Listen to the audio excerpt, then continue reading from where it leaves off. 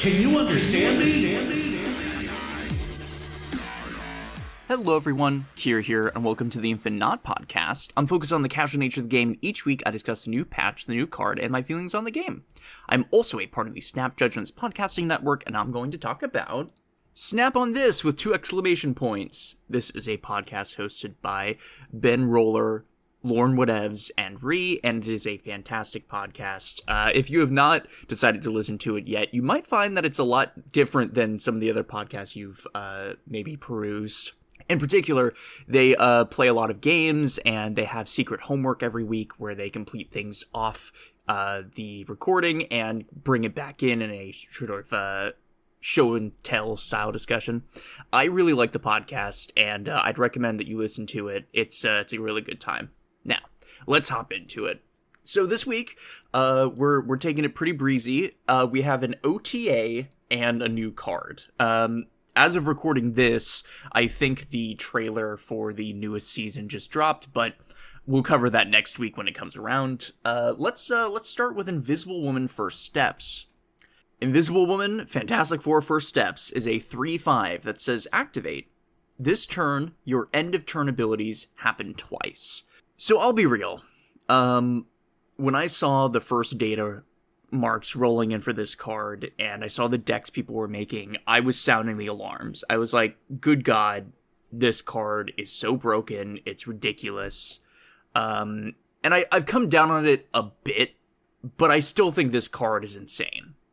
When you hear end of turn abilities, your mind sort of goes to cards maybe like Adam Warlock, or, Mr. Fantastic Four Steps. Those kinds of cards. And while those are, somewhat cool with this card, the combo that works the best is with Prodigy. You play that with Fantasticar, and with those 3 cards on the board, you can make some insane boards. I'm talking like 30, 40 power in 2 lanes, maybe even more. It's kind of ridiculous. And this is thanks to cards like Havoc and Thena and, the cards that gain power at the end of their turn. Because once you do that, once you add the cards like Human Torch, Thena, Havoc, suddenly at the end of the game, they're gaining more than 10 power. Because they're proccing multiple times if you copy the Invisible Woman. And it's insane. It's nuts. But it is a combo deck, right? So if they don't draw the right things, if they don't get the right cards on the right turns, if they can't line up things properly, it then becomes a pretty okay deck. And in those instances, you can feel a little bit better about snapping into it or something. Do I think that this design is going to end up being healthy? I'm not really convinced on that. I think, like a lot of other cards this season, this just seems on a whole new power level, especially when you look at the stat line, and it's a 3/5, and you're also proccing, several effects. I didn't even mention Bruce Banner as a fun throw pick. You can also do Sunspot stuff. It's just nuts. It is just nuts. But I think what brought this back down to earth for me was I realized it's kind of just another Surfer deck. It's not Surfer in that you're restricted to only 3s, but it is Surfer in that if you get the Surfer and you get a discount on another card to copy it, and in fact Prodigy is also an option in that deck, right? If you get multiple procs of Surfer, it can feel ridiculous. It can feel overwhelming. The amount of power on the board spikes up dramatically. But there are a lot of games where that doesn't happen. So the deck ends up being good, but not broken. And I'm hoping that Invisible Woman sort of lands in that area. So what do I think about her in totality? I think she is a 5 out of 5 card. I've been saying this for a lot of the cards this season, but I think it's just true. These cards have really good power levels. They're extremely strong in the decks that they're a part of, and if you want to get them, I think you should. So that's where I'm at. She has a 58% win rate on SnapFan, and that seems about right to me.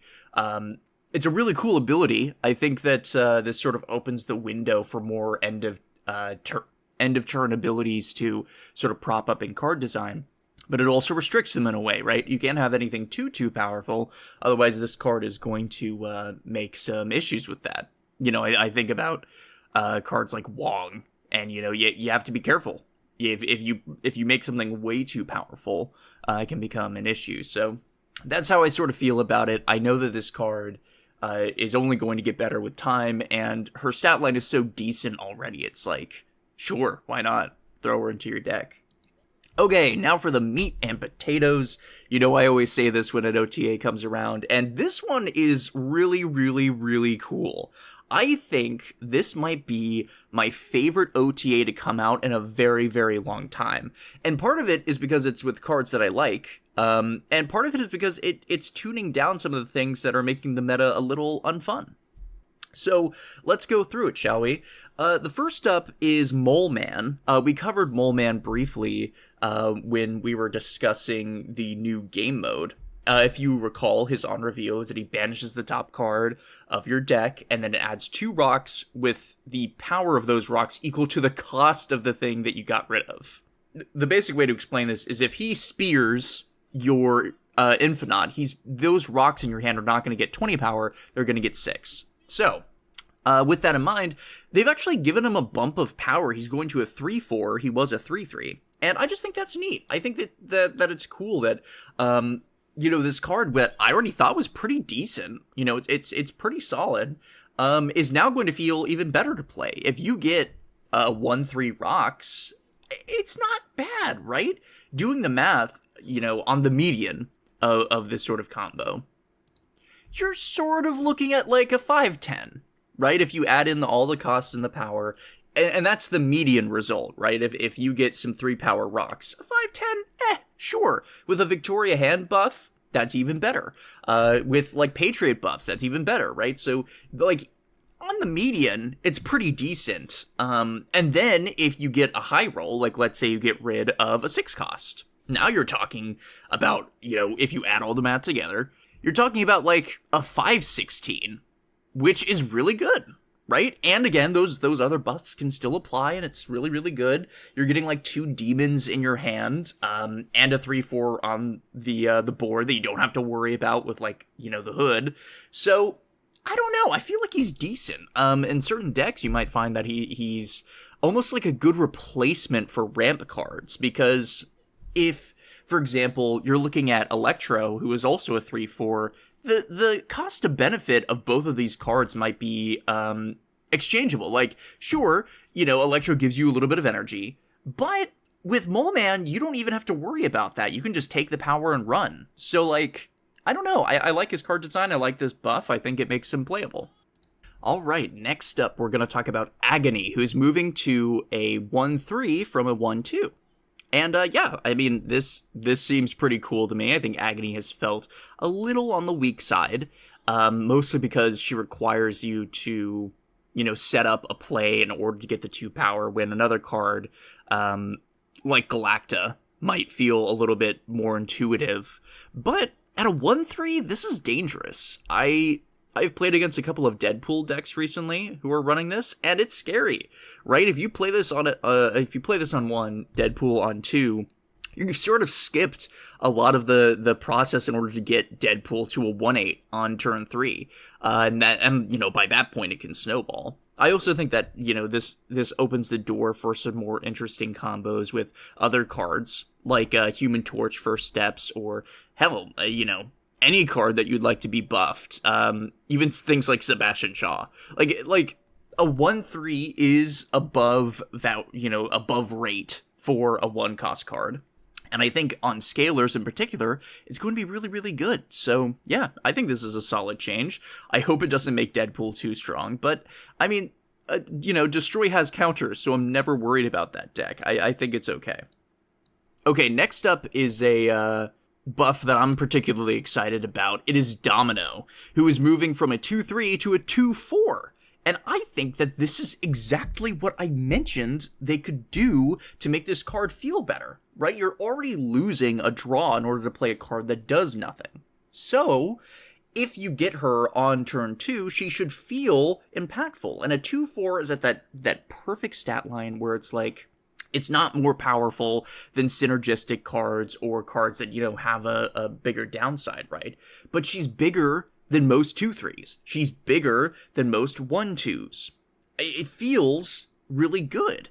I've been trying her out in a Black Knight deck because if you don't have to worry, if I skip the issues of drawing 1 costs and drawing 2 costs, if I include Quicksilver and Domino, I am losing 2 draws, but I'm also making it extremely consistent for me to get Wiccan and extremely consistent for me to get a big card and a card that discards. So I have a bunch of discarding cards like Blade, Moon Knight, Lady Sif, and then when I draw one of my big cards, it's very easy to guarantee that I'll be able to get those cards discarded for my Ghost Rider and my Black Knight. So like, I'm loving this. And the backup plan in that deck with Wiccan is that I have the energy to play the big cards anyway. So I'm really enjoying that deck. And I'm excited to keep toying around. It's probably not the best thing you could do with Domino, but I like that this opens the door for experimentation. I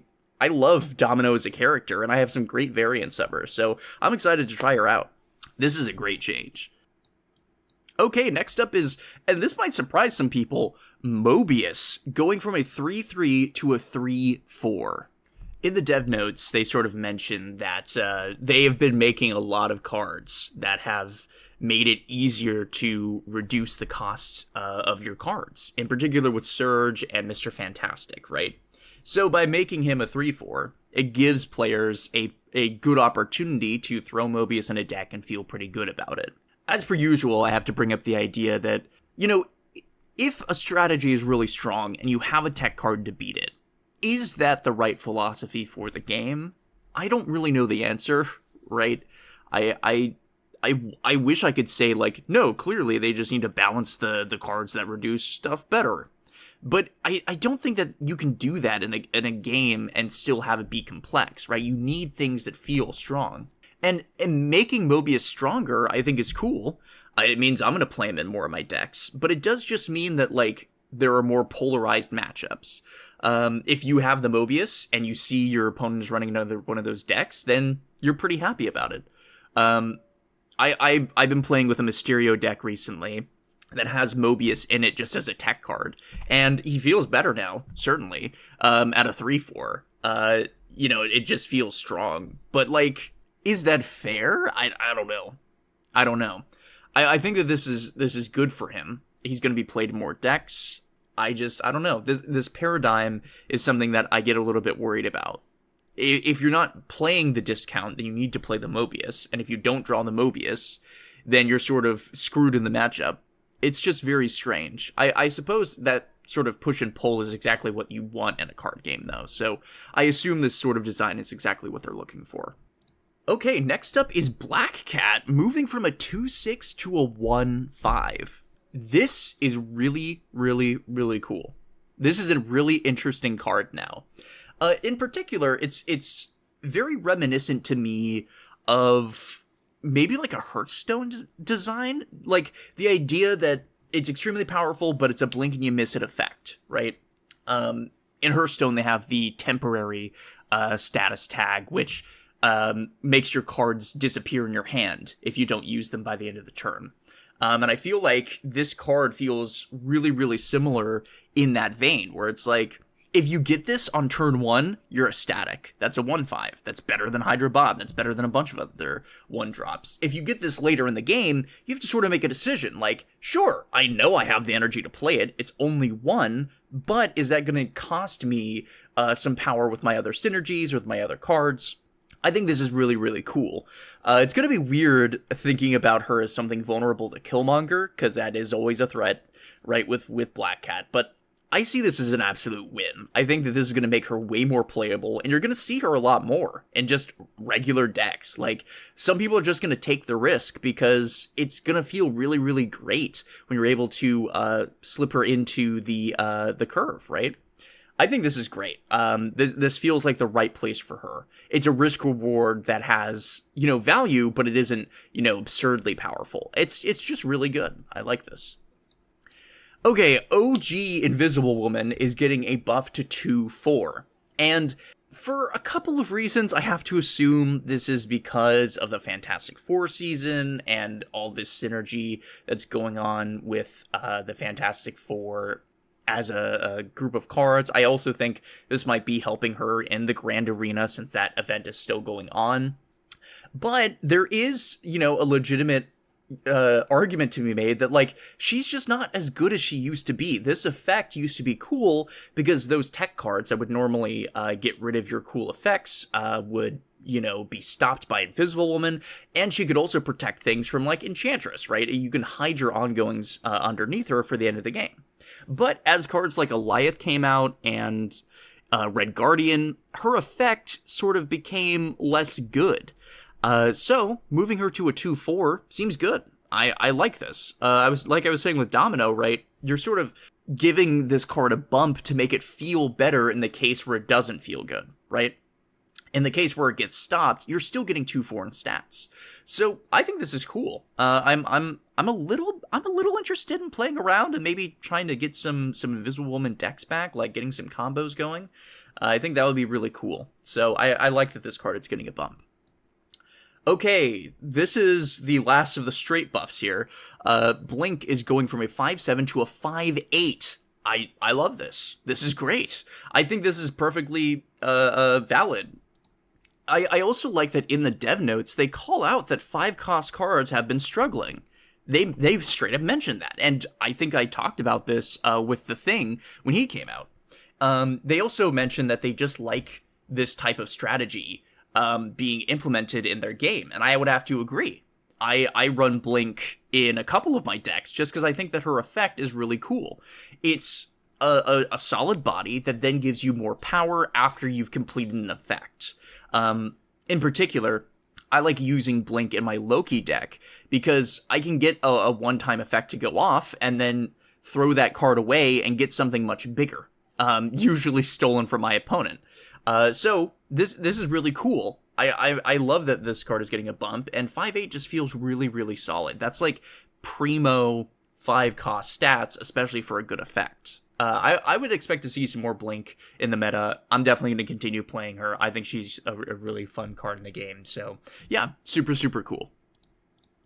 Okay, this one is like a sideways buff. So Dormammu is going from 7/11 to 7/10 in terms of his body. But the thing that matters most here is that his skill, the one at the very end of his chain that said, on reveal, destroy 2 of your characters here to summon Dormammu, is going to 2 cost.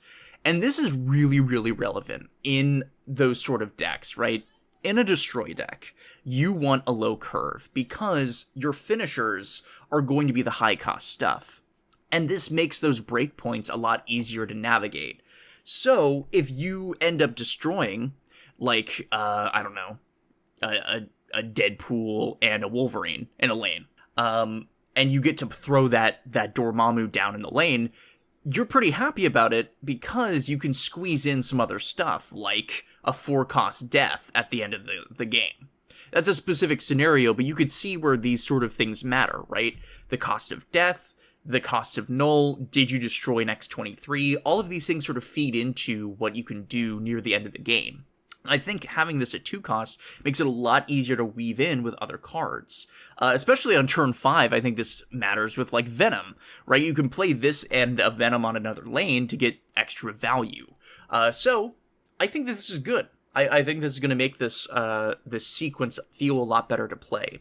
And losing 1 power on Dormammu is not going to be the end of the world, right? I think it only really matters if you're one of the decks that uses Hood as one of your destroy synergies. Then you're a little more upset. This is going to feel a little bit worse. But in most cases, this is going to be a lot better. Okay, ending here with the nerfs of this OTA. Gwenpool is going from a 4/6 to a 4/5. And they basically just mention that her and Galacta are sort of yin and yang of the buff category, and having one distinctly better than the other makes it pretty clear which one you should be picking in most instances. So, moving Gwenpool down to a 4-5 is sort of the direction that they want to go. And it makes sense, right? Like, she has a higher ceiling if she, buffs a target multiple times, so her body should sort of reflect that. Galacta, of course, right now, is a 4-6 that gives +2 to one card. So at the end of the game, if you tally up how much stats that they're adding, they usually balance out now that this is implemented, right? So Galacta is giving 4 power plus her 6, which is a 4-10, and Galacta is giving a little bit more, but you have to play those cards down in order to get the benefit, right? So at the end of the game, you'll end up with a 4-11 if everything goes right. So I like this. I think that this makes sense to me. Really good change, I think. If you've been playing Gwenpool in your decks, you're not going to stop playing her, and the same goes for Galacta, right? Like, their effects are just so good, you're probably going to want to keep them around. Last, and certainly least, it is Sunspot going from a 1-1 to a 1-0 again, which is a shame. I think Sunspot, before Invisible Woman came out, has sort of been a niche pick. You mostly only play him in decks with, like, high Evo, or something like that. And I think this just sort of solidifies that. They mention that they've made it a lot easier for this card to be good. This card pairs well with Fantastic-Car, it pairs well with Invisible Woman First Steps, and it's only going to get better as those decks get more refined. Especially because it synergizes with other cards like Bruce Banner, which isn't stellar by any means, but in this deck can prove to be very, very good. So I understand where they're coming from. I don't think this is going to change anything necessarily, but it's pretty reflective of the power level of these decks.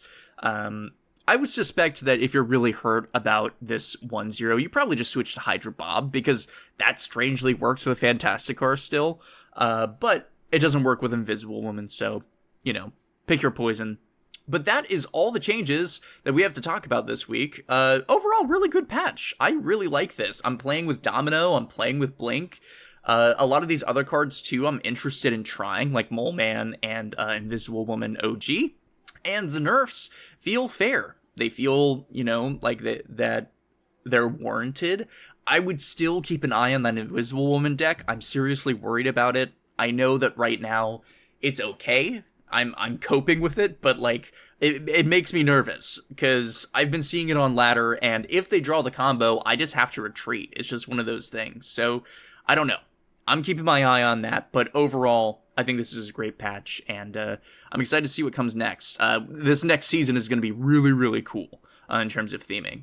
As a reminder, you can view me on social media. I am struggling to post recently with everything going on in my life, but if you want to check me out, I'm pretty frequently on Blue Sky. I'm also on Threads, and if there's one thing that you can remember, it's that I'm InfiNOT. Thanks for listening.